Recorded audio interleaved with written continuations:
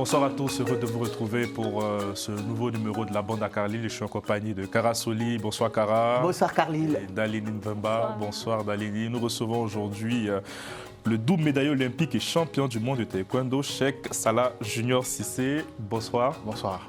On vous surnomme Polozo. Ça veut dire quoi? Ah ouais, non, ce nom revient tout le temps.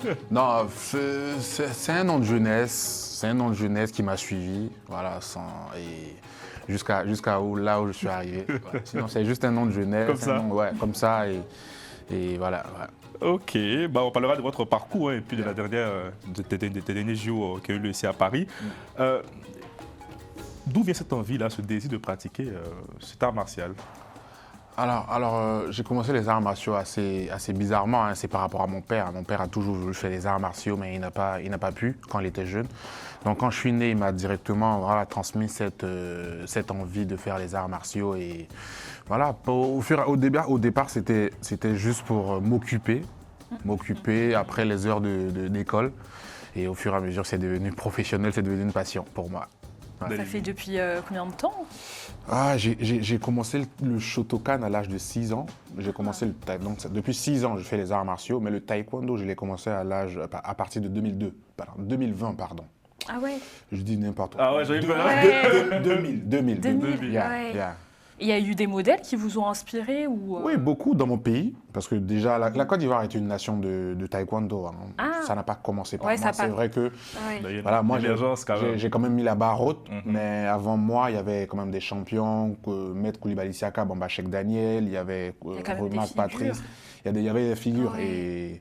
Et donc, voilà, c'est eux qui nous ont un peu inspirés. Et puis, bon, aussi en France, avec Pascal Gentil, Marlène Arnois. Et aussi avec les films, hein, Jean-Claude Van Damme, tu vois. Ah, le fameux. Ouais, donc... On va grâce sourire, il se rappelle, c'est la bonne époque. Exact. La bonne époque. Est-ce que dans l'avenir, vous voulez développer ce sport en Afrique? Oui, bien sûr.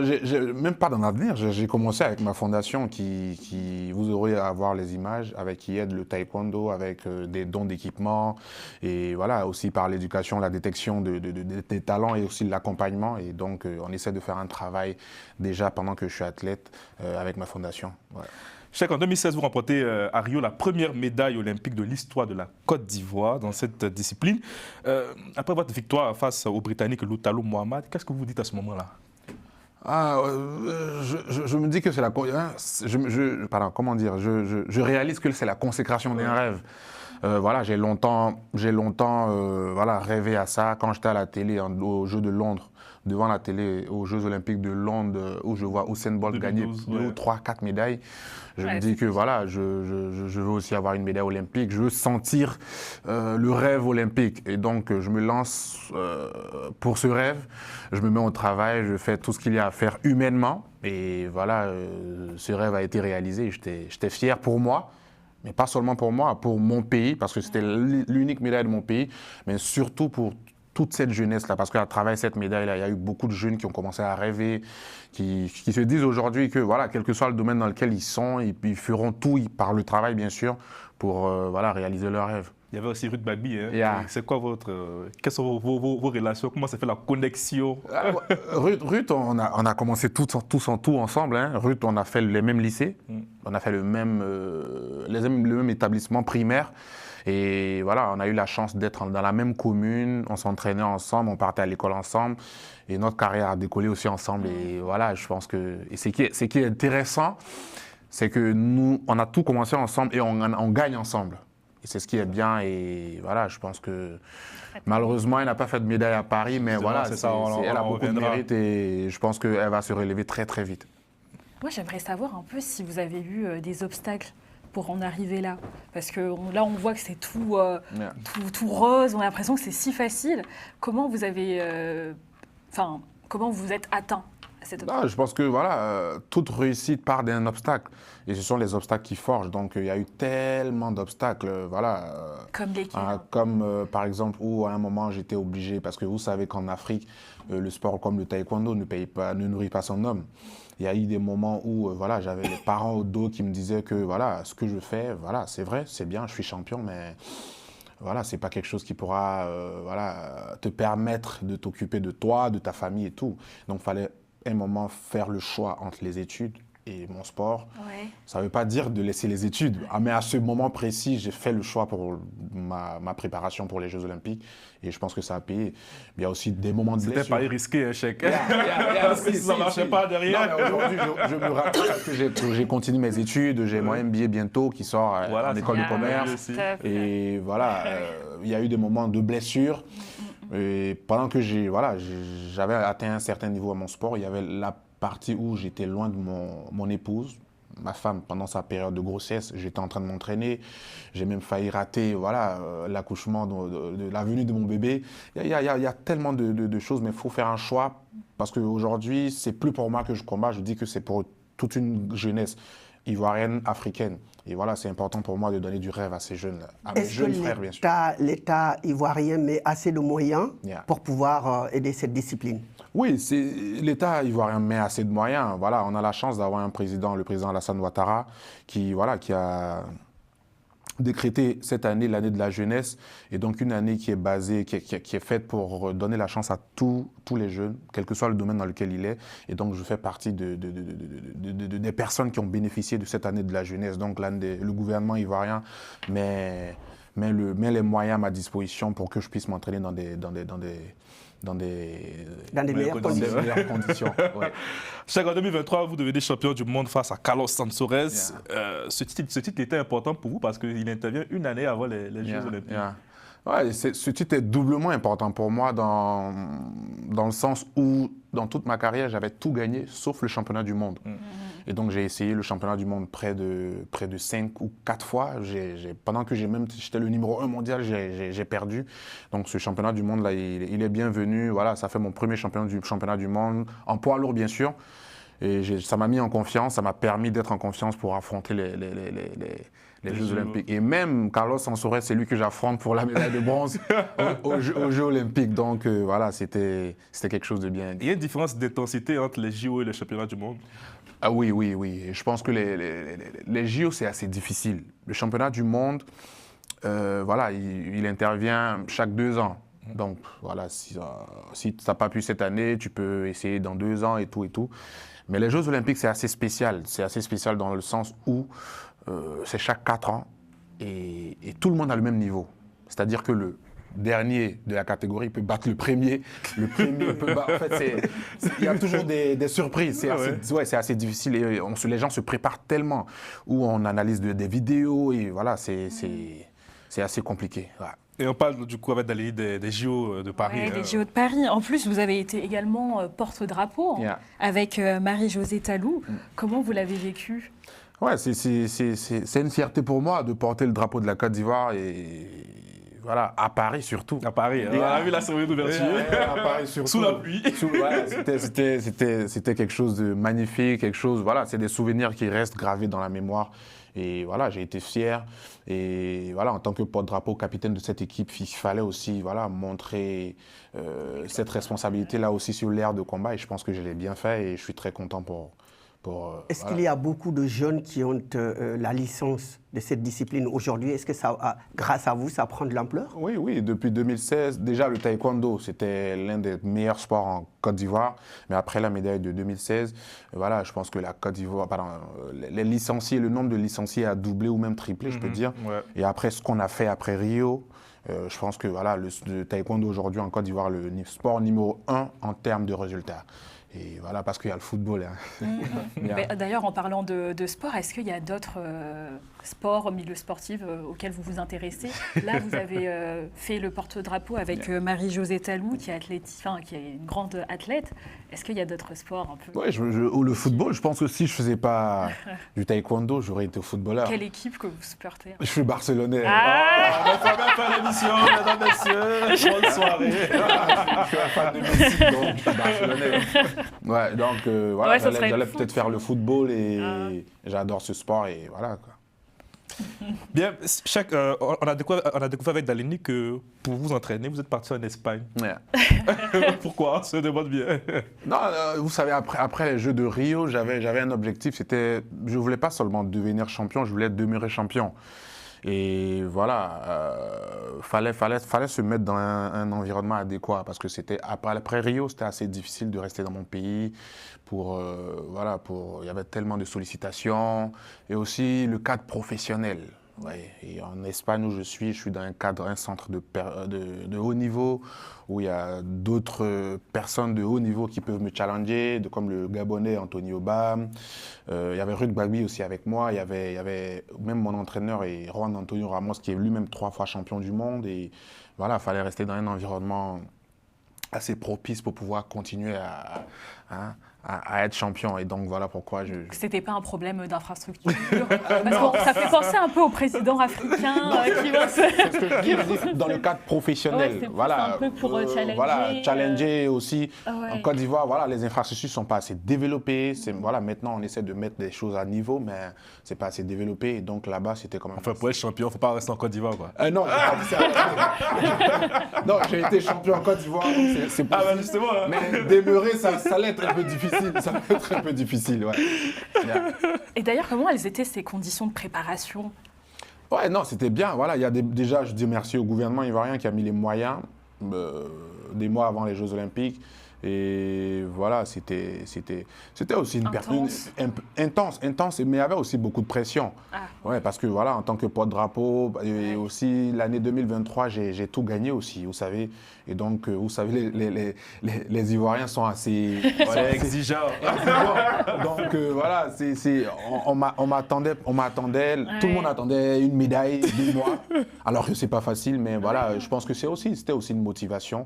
Et voilà, j'avais une très belle équipe autour de moi qui m'a poussé, bien entouré pour gérer la pression. Mon préparateur mental, mon entraîneur qui en même temps d'être mon entraîneur aussi mon ami et voilà qui m'a poussé, qui m'a motivé. Et tous les Ivoiriens aussi. Je n'oublie pas aussi mon épouse, la venue de mon enfant. La venue de mon enfant qui m'a aussi. C'est quoi le rôle de la famille dans ces moments-là? Est-ce qu'on peut les voir? Oui, non. C'est dur votre métier là. Ouais, c'est dur.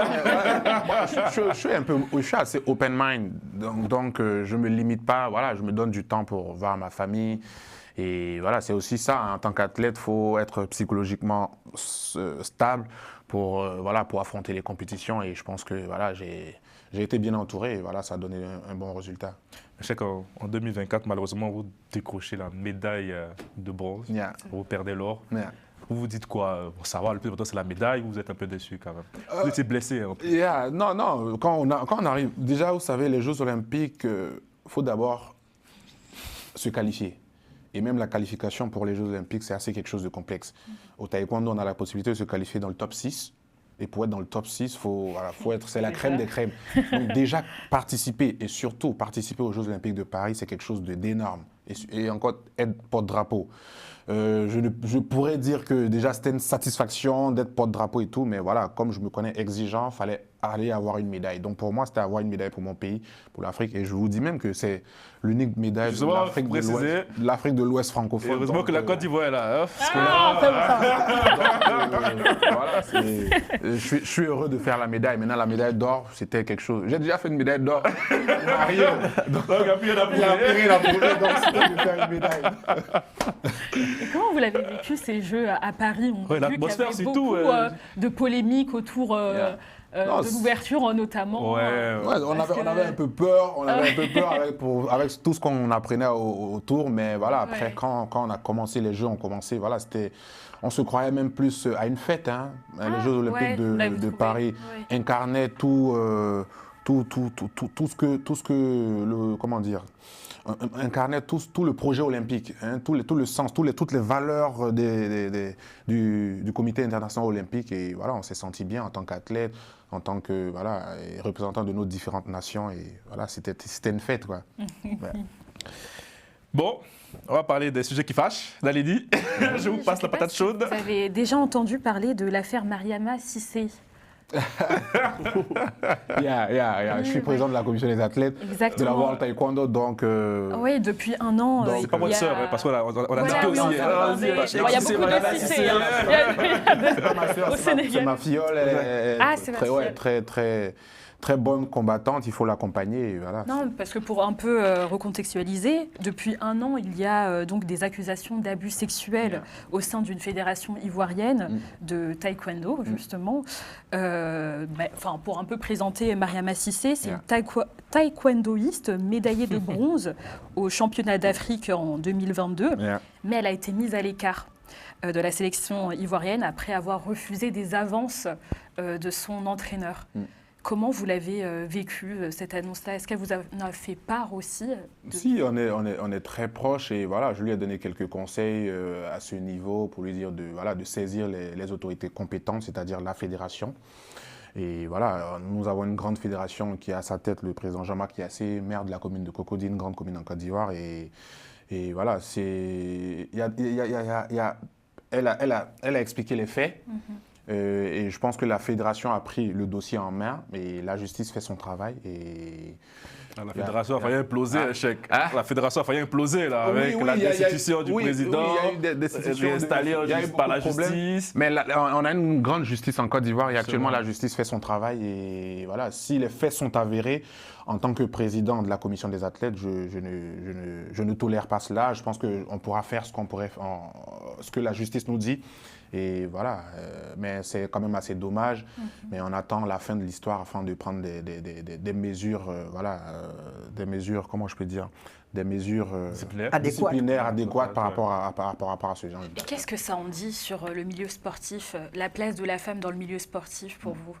En Côte d'Ivoire, en plus, là, on cible un peu plus. Oui, il faut dire que déjà, même là, voilà, on a de grands mentors comme en Côte d'Ivoire, féminines, comme Muriel Aoré, Gbagbe Ruth, Marie-Josée Talou, qui font de magnifiques choses. Et je pense que voilà, c'est de plus en plus avec ces 3 personnes que je viens de citer, il y en a plus. Voilà, la place de la femme dans le sport aussi en train de d'être affirmée. Et voilà, je pense que. Mais elles font face quand même à des difficultés par rapport aux hommes. Il y a cette, même la discrimination. Oui. Non, ça continue, mais voilà, en tant que, je pense que le sport, il y a le tribunal, la TAS, le tribunal arbitraire du sport, qui met tout en œuvre pour que, ce genre de discrimination puisse s'arrêter. Et il faut donner la place, la place de la femme qu'elle mérite. Et je pense que c'est aussi important. C'est aussi mon rôle en tant que président de la commission des athlètes de la World Taekwondo. Et voilà, on essaie de faire mains et pieds avec la World Taekwondo, l'AFTU et pour tout ça. Et en Afrique, par exemple, donc ces genres de pratiques ou de comportements sont souvent fréquents. Donc, est-ce que vous, en tant que sportif de haut niveau, est-ce que c'est tolérable? Surtout envers des femmes, c'est-à-dire dans le monde du football, les femmes footballeuses, et dans le basket aussi, souvent dans le pays, je ne citerai pas le deuxième pays après la Côte d'Ivoire, mais... C'est lequel? Faut citer les noms. Non, c'est pas tolérable. On a même la preuve parce qu'aujourd'hui, c'est un sujet assez sensible pour le Comité international olympique. Et voilà, je pense que elle prend des mesures très, très strictes concernant ce genre de fléau-là. Et voilà, c'est assez déplorable. Voilà, et on essaie de faire... Et souvent, ça vient en interne, c'est-à-dire soit les entraîneurs, le président, ou même les athlètes eux-mêmes entre eux. Oui, bon, c'est assez déplorable, C'est vrai qu'il y a une vraie crise d'exemplarité, on dira. Mais moi, je veux qu'on parle un peu de ton président. Quel rapport tu as avec Jean-Marc Yassé? Vous êtes très proche. Je suis très proche avec tous les présidents. Jean-Marc Yassé, lui, c'est mon président. Avant lui, Cheikh Daniel. Il y a aussi le Koulibaly Siaka. Et voilà, ce sont des personnes qui m'aident assez. Et en particulier le président de la fédération, Jean-Marc Yassé, qui m'a accompagné tout le long de ma préparation. Et même après ma préparation, qui est là pour moi en tant qu'impère, qui a même été lui qui a le mariage, mon mariage, il a célébré votre mariage. Célébré mon mariage et il l'a fait avec grand plaisir. Et voilà, je lui dis merci tout le temps que j'ai l'occasion. Donc c'est un peu injuste ce qui se passe à son égard, selon vous? Non, oui, assez injuste. La petite question. Pour recontextualiser. Non, en fait vous savez, moi je suis athlète. Mon rôle, c'est de combattre, défendre mon pays. Ouais. Et voilà, c'est un problème assez interne. Et je pense que voilà, le président Jean-Marc Yassé, il gère une très grande commune qui est la commune de Cocody. Et donc, ce genre de problème, voilà, il en fait face tout le temps. Et je pense que voilà, voilà, ils vont s'asseoir et discuter et trouver une issue favorable pour les taekwondoïnes et pour les athlètes aussi. Ouais. On voit que vous avez différentes casquettes. Enfin, ce n'est pas qu'un sport. Vous représentez aussi les institutions. Les institutions. Comment vous le gérez, ça? Est-ce que vous n'avez pas quand même une pression de se dire, voilà, je dois faire les choses bien, parce que vous n'êtes pas qu'un sportif, hein, vous en avez conscience? Oui, bien sûr. C'est un objectif aussi pour moi, c'est un projet pour moi, parce que j'ai toujours dit que je ne veux pas être seulement champion sur l'aire de combat. Je veux être champion aussi hors de l'aire de combat. Et pour inspirer tes jeunes frères, il ne faut pas seulement venir gagner des médailles, il faut montrer aussi l'exemplarité hors de l'aire de combat. Voilà pourquoi, malgré tout ce que je fais encore des études. Là, j'ai mon MBA bientôt qui sort en école de commerce et je suis président de la commission des athlètes. Et voilà, c'est aussi montrer l'exemple aux jeunes pour dire que voilà, on peut être sportif et aussi être bien dans la tête, avoir des fonctions à ces choses. Et voilà, je suis conscient. Comme ministre des Sports peut-être un jour. Non, pourquoi pas. Ouais, mais c'est ce que je dis parce que généralement en Afrique, quand on dit ministre des Sports, on voit directement le titre. Non, c'est pas le titre, c'est aider le sport. C'est ça le plus important. Oui. Mais pour aider le sport, il faut quand même avoir de grandes responsabilités. Et donc c'est ça, c'est... Et le connaître. Exactement, voilà. Et le connaître. Et voilà, donc c'est un peu ça. Je suis conscient que c'est assez compliqué, mais c'est plus pour moi, c'est plus pour mes jeunes frères et on essaie de serrer la ceinture. On va faire même si c'est difficile. Oui, c'est difficile, mais vous arrivez bien à le gérer quand même. Et pour l'avenir, cet avenir-là, vous avez 31 ans et donc vous aurez 35 ans en 2028. Ça compte bien. À peu près. Est-ce que vous serez présent au JO de Los Angeles? Ah, c'est l'objectif. C'est l'objectif, mais on ne sait pas. Là, pour l'instant, je fais un peu du vide après les Jeux. Il n'y a pas de retraite? Non, il n'y a pas de retraite. Parce qu'après ça, on a toujours les bons coups de pied, là. Avec chèque, c'est possible. Hein. Si, avec moi, c'est possible. Il suffit juste que je me dise, OK, allons-y, et c'est possible. Il y aurait une démo avec donc, Kara. Dans votre sport, le mental est important? Même pas dans mon sport, dans tous les sports. Tous les sports, Kara. C'est le mental. Quand on arrive aux Jeux Olympiques, je pense que c'est le mental à 80%. C'est le mental à 80% et le reste vient, quoi. Et là, vous vous entraînez en ce moment? Non. Actuellement, je profite de mon petit-fils, de mon épouse qui a beaucoup accepté lors de mes nombreuses absences pendant la préparation. Et donc, j'essaie de... Et aussi, il y a mon livre, il y a mon livre qui est sorti. J'essaie de faire la promotion. Je ne sais pas si vous... Oui, allez. Si, allez, ça laisse ta pub. C'est important. Il y a mon livre aussi, Grand Coup, Grand Destin, qui est sorti et j'essaie de faire la promotion et parler un peu de mon expérience. Mais devant la caméra. C'est ça.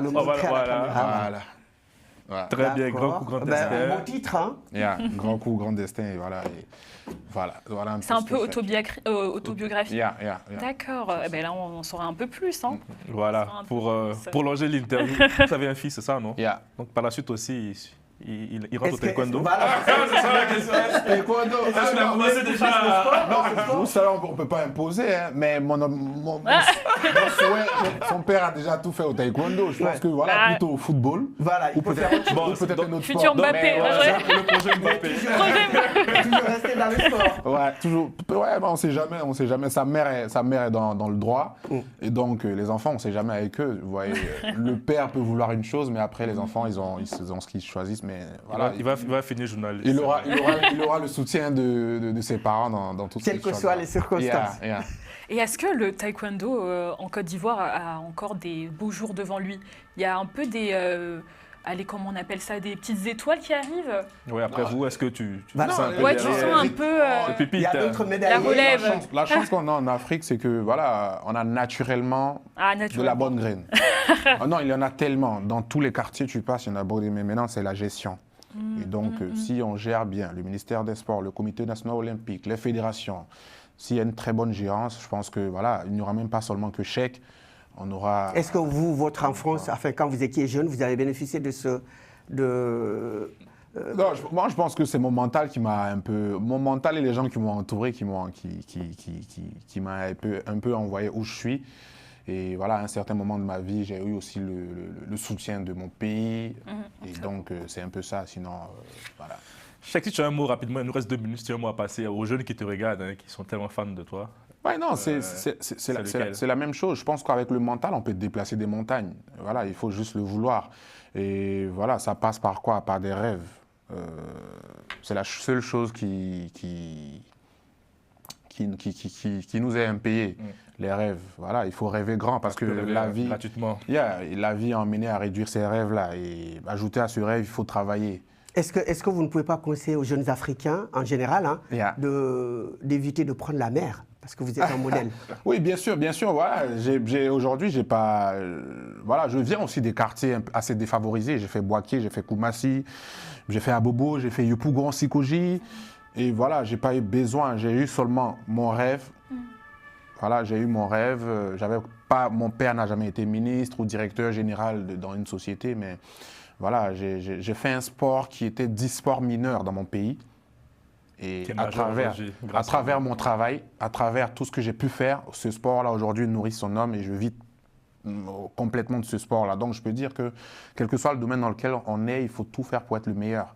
Et quand on fait pour être le meilleur, bien évidemment que voilà, ça suit, quoi. Donc c'est ce que je peux dire. Merci beaucoup, Cheikh Cissé. Tu publies, je rappelle que vous publiez Grand Coup, Grand Destin. Voilà. N'hésitez pas. Je vous ai fait aussi voilà. Le truc de vous envoyer la médaille olympique. Oh